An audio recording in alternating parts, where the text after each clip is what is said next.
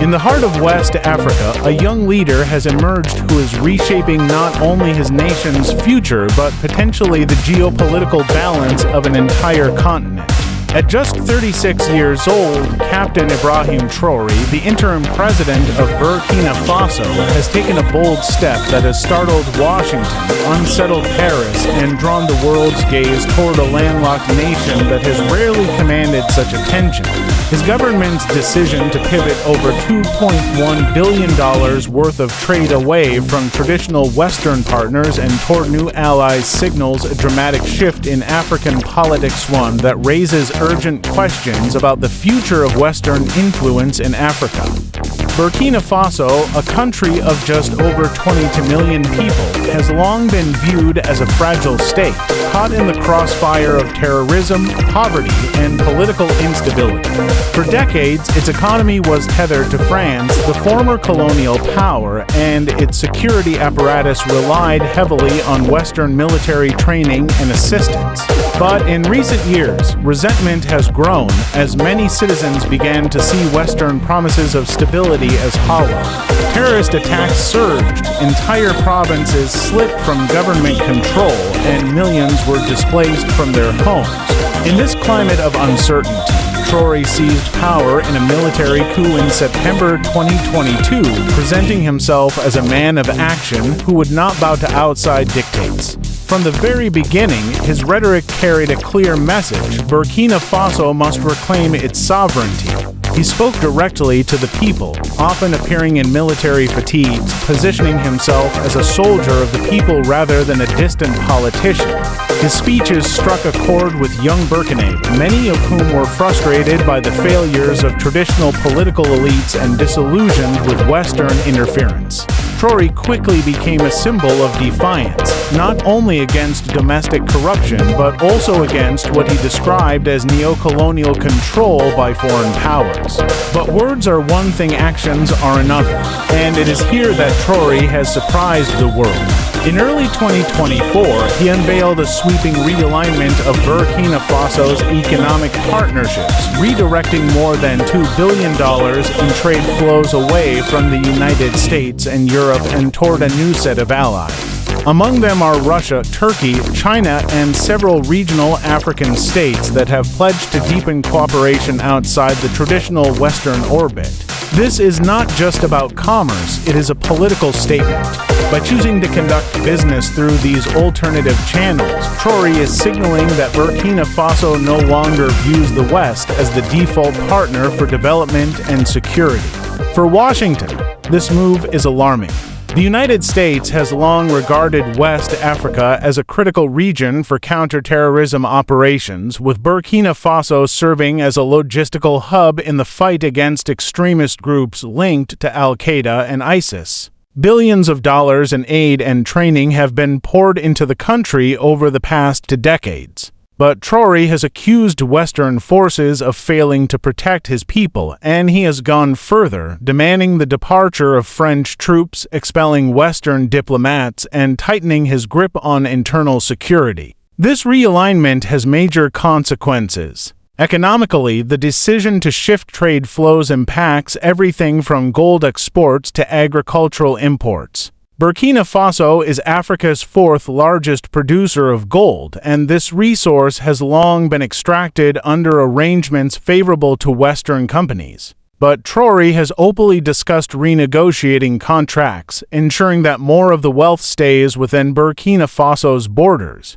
In parallel, deals with Russia and China promise new infrastructure, weapons, and investment in exchange for access to resources. The calculus is simple. If the West is not delivering, then new partners will. Yet behind the economics lies something deeper, an ideological struggle. Traoré frames his policies as part of a broader Pan-African awakening. He speaks often of solidarity with Mali, Niger, and Guinea, countries that, like Burkina Faso, have also experienced coups and turned away from traditional Western alliances. Together, these nations have formed the Alliance of Sahel States, a loose but symbolic coalition aimed at asserting African independence. To their supporters, they are freedom fighters resisting exploitation. To their critics, they are reckless juntas jeopardizing stability. Still, the symbolism is powerful. In a region where more than half the population is under the age of 25, leaders like Traore are tapping into widespread frustration with the status quo.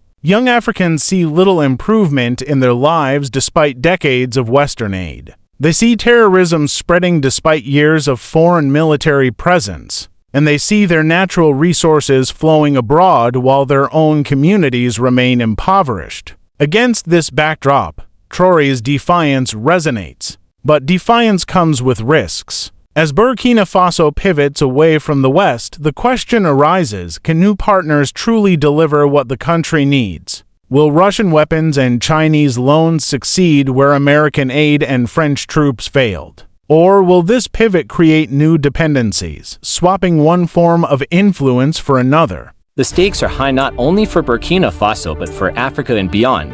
Washington now faces the possibility that its influence in the Sahel is unraveling as one country after another drifts toward alternative alliances. France, too, sees its long-standing role in West Africa eroding, a bitter blow for a nation that once viewed the region as its backyard. And for Traore himself, the gamble is enormous. If he succeeds, he could be remembered as the leader who restored dignity and independence to his people. If he fails, Burkina Faso could spiral further into chaos. As the world watches this unfolding drama, one thing is clear: Ibrahim Traoré is not playing by the old rules.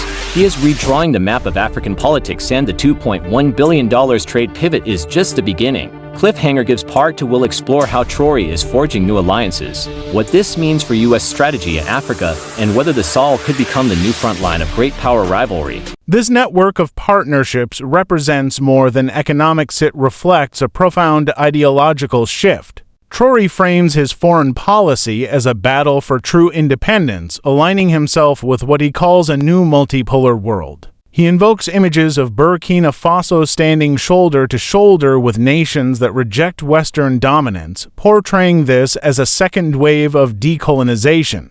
The rhetoric resonates with a generation eager to shake off the shadows of the past. Yet the West is watching with unease. For the United States, Burkina Faso's pivot threatens to unravel decades of security cooperation in the Sahel. Washington maintains drone bases and special operations partnerships across Niger, Chad, and Burkina Faso, forming a network designed to contain extremist groups. If these partnerships collapse, militants could gain freer movement across borders, destabilizing the entire region. Already, U.S. officials have expressed concern that Russian involvement could complicate intelligence sharing and undermine counterterrorism operations. France, meanwhile, has suffered a dramatic loss of influence. Just a few years ago, French troops were stationed across the Sahel under Operation Barkhane, conducting joint missions with African militaries. But after being expelled from Mali and now Burkina Faso, Paris finds itself sidelined.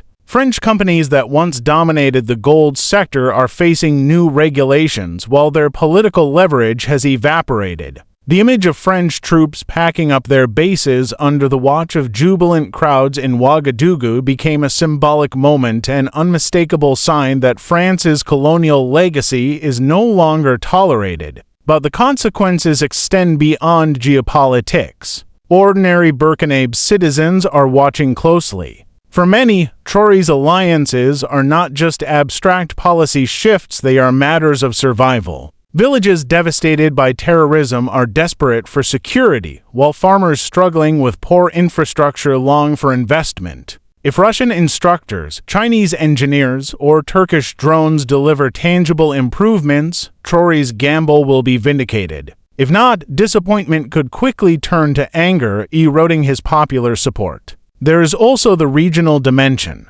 Alongside Mali and Niger, Burkina Faso has joined the Alliance of Sahel States, a coalition that explicitly rejects Western dominance and pledges to defend each other militarily. The alliance has announced ambitions for economic integration, joint security operations, and even the creation of a shared currency. To some observers, this looks like the early stages of a new political bloc, one that could rival the influence of the Economic Community of West African States, or ECOWAS, which remains more closely tied to Western institutions.